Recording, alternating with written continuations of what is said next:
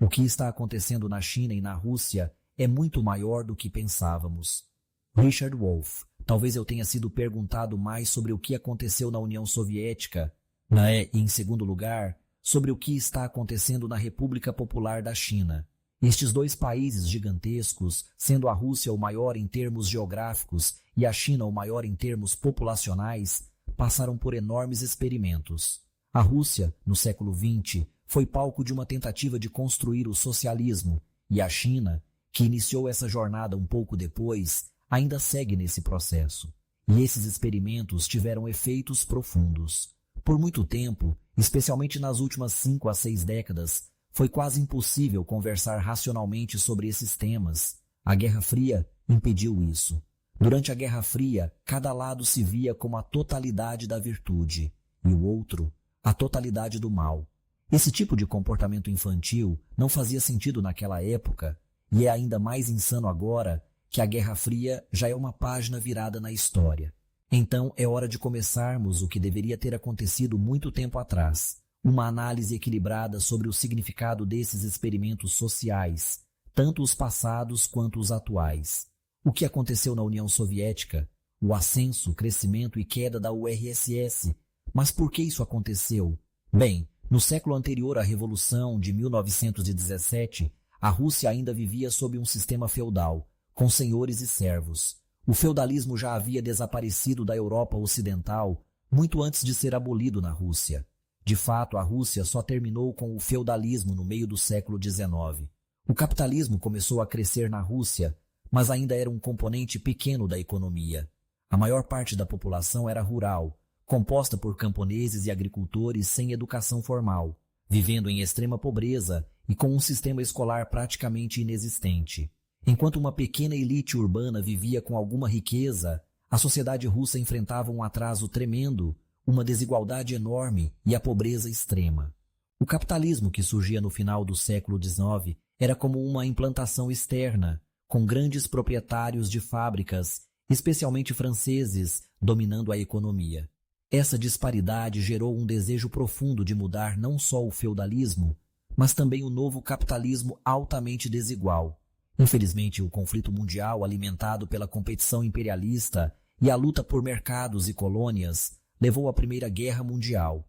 A Rússia, que participava da guerra ao lado das potências ocidentais, perdeu, retirou suas tropas e enfrentou um caos interno.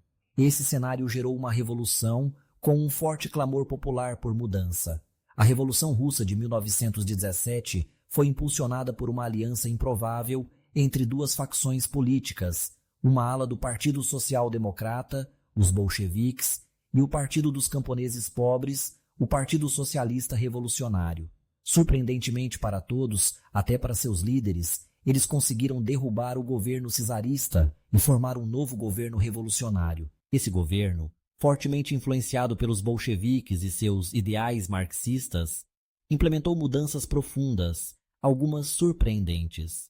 A primeira ação foi a redistribuição das terras, que foram entregues como propriedade privada aos camponeses, contrariando a ideia de que a Revolução Soviética seria contra a propriedade privada. De fato, o socialismo soviético criou uma ampla distribuição de terras privadas, algo que ninguém mais havia feito em tal escala. Eles garantiram aos cidadãos acesso a alimentos, moradia, educação e cuidados médicos, uma verdadeira revolução socialista. Claro, o caminho não foi fácil. Houve sucessos, mas também falhas, pois estavam tentando construir algo nunca feito antes, especialmente em um país com uma história de pobreza e atraso. Durante os anos seguintes à Revolução, enfrentaram grandes desafios. 4 países, incluindo a França, a Grã-Bretanha, o Japão e os Estados Unidos, invadiram a Rússia para combater o novo governo. Além disso, a Guerra Civil se instaurou entre o Exército Vermelho, que defendia a Revolução, e o Exército Branco, que lutava contra ela. Apesar das adversidades, a Revolução Russa se consolidou. A URSS se reconstruiu rapidamente após a Primeira Guerra Mundial, passando de um país devastado para se tornar a segunda maior potência mundial até a década de 1970. Isso foi possível por meio de um foco absoluto em superar a pobreza com políticas de industrialização e desenvolvimento econômico, lideradas por Joseph Stalin que centralizou a produção e promoveu a coletivização agrícola, mas há um grande custo em termos de liberdades civis e direitos individuais. A União Soviética demonstrou um crescimento econômico incrível, mas também pagou um preço alto. A repressão a críticas, o controle sobre a liberdade das mulheres e a ausência de uma verdadeira democracia no local de trabalho criaram tensões internas profundas. Apesar de seus extraordinários avanços econômicos, a falta de reformas internas gerou um enfraquecimento gradual do sistema soviético, que culminou no colapso da União Soviética em 1991. A diferença com a China. Diferentemente da Rússia, a China, em seu processo de desenvolvimento socialista, fez alianças com o Ocidente para garantir sua ascensão no cenário global. Hoje, os produtos chineses dominam o mercado mundial e a China se tornou uma superpotência econômica e política. A diferença fundamental é que a Rússia, durante a Guerra Fria e depois, não pôde se aliar com as potências ocidentais devido à hostilidade mútua, o que a colocou em uma posição muito mais difícil. Já a China, com sua política de reformas e abertura, soube se adaptar e buscar uma convivência pragmática com o Ocidente, enquanto crescia como potência global. A influência no Brasil. As transformações que ocorreram na Rússia e na China também influenciaram diretamente o Brasil, especialmente no que diz respeito às suas políticas econômicas e sociais. Durante o período da Guerra Fria, o Brasil, como muitas outras nações da América Latina, foi diretamente afetado pelas divisões ideológicas entre o bloco capitalista e socialista. A Revolução Russa de 1917 e os experimentos socialistas na União Soviética serviram de inspiração para movimentos de esquerda no Brasil, que buscavam transformar a sociedade, combatendo as desigualdades sociais e promovendo um modelo econômico mais igualitário. O exemplo da URSS, com sua industrialização acelerada e ênfase na superação da pobreza, também influenciou a política econômica brasileira, especialmente no contexto do regime militar, que promoveu um desenvolvimento industrial e uma modernização da economia nas décadas de 60 e 70. No entanto, o Brasil também experimentou os desafios do autoritarismo e da repressão, como foi o caso da União Soviética, onde o controle social e a repressão política geraram tensões internas. Por outro lado, a ascensão econômica da China nas últimas décadas, com sua adoção de um modelo de mercado socialista, tem influenciado o Brasil de maneiras diferentes. A China tornou-se um parceiro comercial fundamental para o Brasil, principalmente no setor agrícola, com grandes exportações de soja, minério de ferro e petróleo. Além disso, o modelo chinês de crescimento baseado em grandes investimentos em infraestrutura e manufatura tem sido observado como um possível caminho para o Brasil aumentar sua competitividade no cenário global.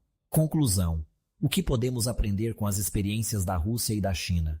A principal lição é que o desenvolvimento econômico e social não é uma tarefa simples, e os experimentos realizados nesses dois países mostram tanto os sucessos extraordinários quanto os enormes custos sociais e políticos.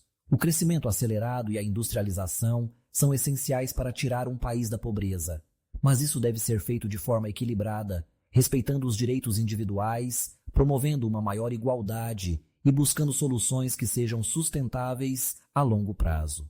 No caso do Brasil, é crucial refletir sobre os modelos adotados por essas nações para evitar erros semelhantes, como o autoritarismo ou a negligência das liberdades civis. A chave está em encontrar um equilíbrio entre o crescimento econômico e o respeito aos direitos humanos, além de construir instituições que promovam a democracia e a participação popular. O Brasil pode e deve aprender com essas experiências, adaptando-as às suas próprias necessidades e desafios, para garantir um futuro mais próspero e justo para todos. Se gostou do vídeo, curta, compartilhe e inscreva-se no canal.